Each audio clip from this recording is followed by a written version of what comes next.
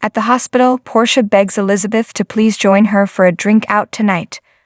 Liz says she could use it as she's been filling in for Bobby, pulling double duty as chief surgical nurse and temporary head nurse. Portia says hopefully soon they'll find someone to fill Epiphany's shoes, but Liz doubts anyone can fill them. Finn and Terry appear, and they inform Liz the board just briefed them on her future here at the hospital. Terry says Epiphany's recommendation that she take over as head nurse was presented. Monica also gave Liz her endorsement, and it was an almost unanimous vote to give Liz the job. Terry says Monica was called away and wanted to extend the offer herself, so she hopes she doesn't mind her best friend doing so. Liz can't believe this is happening and says she couldn't have done this without any of them. Finn is sure she could have. Liz excuses herself. Terry says she'll start getting Liz's paperwork filed and says she also was given funds for a second in charge under her and wonders if either Finn or Portia would be interested. Both give her a hard pass. Terry exits, and Finn asks Portia how she's been. She says things have been complicated, but Curtis moved back in, and they are still working things out. She's holding out hope they can salvage this relationship. She notices Finn looking over at Liz, and thinks he knows how she feels. Liz calls her gran from the memorial wall area to give her the good news. She looks at the photo of Epiphany, and then her grandfather, and hopes she's made him proud. Finn and Portia approach and Portia suggests they go celebrate at the Metro Court and Terry said she'd meet them later. Liz invites Finn to come, but he says he has paperwork to do. But they should have fun. Michael visits Willow in her room now that he has clearance. He asks how she's feeling. She's exhausted but excited that their family can finally be whole again. Drew stops by to check on Willow, and she thanks him for what he did to bring Obrecht back. She knows her story might have had a different ending if the SEC caught up with him first. After Drew leaves, Michael has news for Willow. He assures her that he meant it when he said he'd drop his vendetta against Sunny, but his mother has the evidence now and could use it to save herself. Willow says whatever Carly decides, she'll support her and his family just as they supported her. Later, Terry stops in to check on Willow and run a few tests, so she needs Michael to step out. In Zeke's Metro courtroom, he and Jordan have a passionate evening. Afterward, Zeke asks if she's still thinking about that kiss with her ex. She sighs but says perhaps it's time she does start having a little no-strings-attached fun. Zeke gets a bunch of texts from a client trying to get hold of him. He apologizes but must get back to them. He returns the client's call, who turns out to be Drew. Drew asks Zeke to meet him at the Metro Court pool. Meanwhile, Jordan dresses and Zeke asks for her number. Instead, she offers her phone for him to put his number into so she can call him, should she decide to.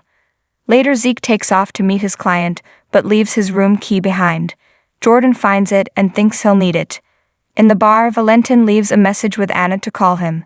He runs into Martin and asks him where Anna is. Martin doesn't know where she is, but assures him that she's not in danger and just has a lot on her mind. He thinks Anna will reach out to him in time. Valentin gets a text, which isn't fro Anna, but is business. At their table, Ned and Olivia celebrate that they're no longer at odds. Nina approaches them and comments that they seem happy. Ned says his wife now knows he didn't turn Carly and Drew into the SEC. Olivia explains she looked into Ned's heart and knows he's innocent, and now Sunny is coming around. Nina squirms and says they must be so relieved, and she'll leave them alone. Ned wonders about Nina's awkwardness. Olivia notes Nina would love nothing more than for her and Carly to be at their throats. Olivia believes they need to put this family back together and start doing so by finding out who tipped off the SEC. Nana approaches Valentin and Martin at the bar and tells Valentin how sorry she is to hear about what the WSB has done to Anna. He thanks her but says he has to go. Martin tells Nana he came to see her as he has news. They move to the terrace and Martin warns her the feds are leaning on him to give her up as the SEC tipster. He says the feds are trying to get Carly to flip on Sunny. Drew meets with Zeke up at the pool bar and thanks him for coming. He wants Zeke, as his lawyer, to call the SEC and orchestrate a deal. Zeke assumes he's going to turn in Carly, but Drew's turning himself in. Drew explains the feds are trying to get Carly to flip on Sunny, but he knows she won't. He tells him that his going down makes the most sense out of the three of them. Zeke advises him against this. Drew asks him to just draw up a deal, because he still has one ace up his sleeve he hopes to play. Later, Jordan runs into Zeke at the restaurant bar and gives him his keycard back. He asks what makes her think he didn't leave it for her. He offers her a drink, but she says that's what started this. She says she'll give him a call and leaves.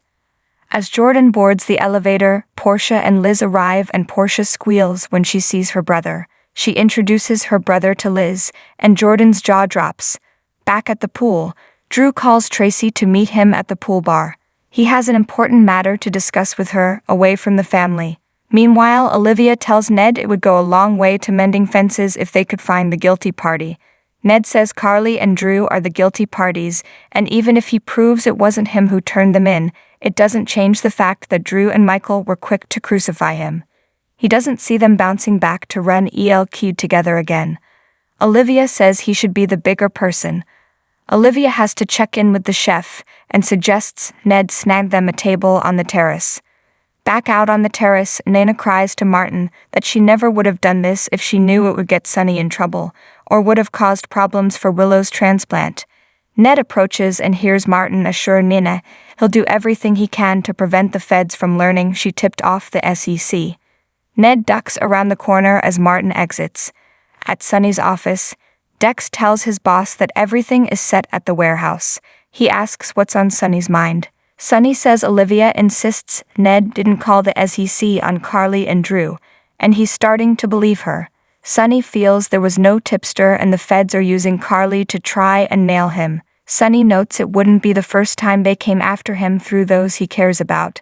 He explains this life has its down points, but its good points too. Sometimes you must bend the rules to survive, something the two of them have in common. However, he reminds Dex he broke his trust and is still earning it back.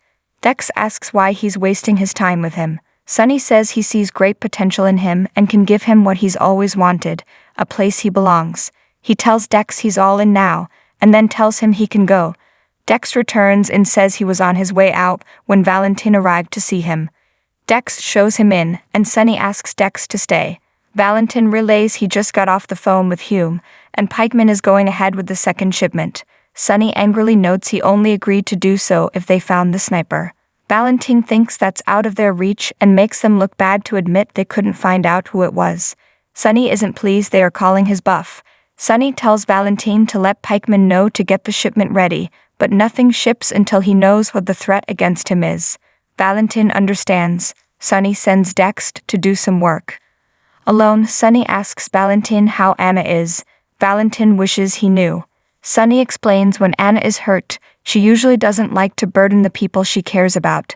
Valentin gets that, but he is just not used to being in a relationship when they are both that person. Valentin says he saw a ring on Nana's finger and congratulates Sonny. He calls her an amazing woman and says they need to be good to one another. Joss stops by her mom's house where Carly holds the flash drive. Joss asks what it is and Carly tells her that she knows exactly what this is. Carly seeds that she knows Dex was hired by Michael to infiltrate Sonny's organization. Joss tells her mother now that she has evidence, she needs to use it to save herself and Drew and finish what Michael couldn't.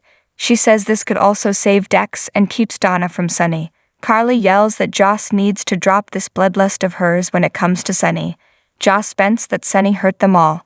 Carly tells her that Sonny cannot go to jail. Joss feels it's better for Sonny to go than her. Carly reminds Joss that Sonny raised her and his life isn't cut and dry and she knows that. Joss cries she bought into the fantasy that Sonny used his power for good, and he'd do right by her mom. She says Sonny's not that man now, and all she sees is the pain he's brought to their family over the years when she looks at him. Carly argues that's not entirely true. Joss informs her to tell that to Dex, to Willow, and to Morgan. Joss immediately apologizes for bringing Morgan up. Carly tells Joss to just stop, drops the drive, and smashes it under her foot. A stunned Joss picks up the remains of the drive and wonders what her mother just did. Carly says what she should have done initially when Michael handed it to her. Joss cries her mother just condemned Dex. Carly says he'll be fine. She asks Joss to stay with Donna as she's going to fix everything. Dex stops by later and sees Joss is upset. Joss says it's over and there is no way out for them. Meanwhile, Carly arrives at the hospital and comes face to face with Michael. On the next General Hospital, Drew calls Tracy the answer to his problems. Chase asks Brooklyn why she's returned to deception. Dante asks someone for help with Anna. Dex informs Joss this is his best option and he's going to take it. Sunny says, some things are better said face to face. Carly has it out with Michael over what he did. Ned says to someone, it was you all along.